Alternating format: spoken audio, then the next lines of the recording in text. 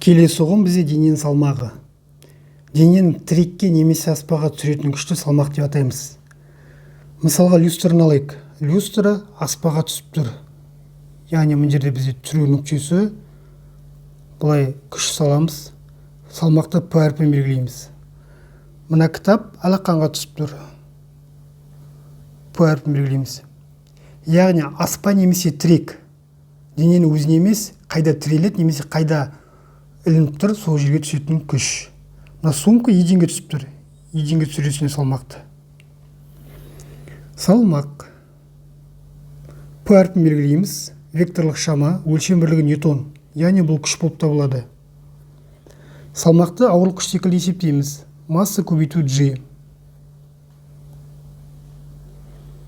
Сонымен салмақ ол қай жерге ілулі тұр, немесе қай жерге қысып тұр, тірек, соған түсетін күш.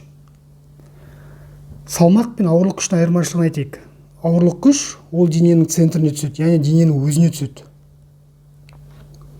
Салмақ ол тіреу нүктесіне түседі. Ол бізде жердің беті болса, ол тіреу нүктесіне түседі, қай жерге тіреледі.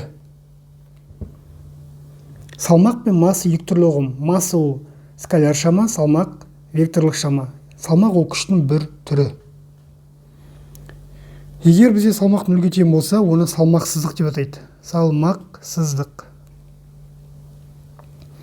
Салмақсыздыққа мысал ретінде, егер бізде жердің беті болса, доп жоғарыға ұшқанда, ода тіреу жоқ, аспа жоқ.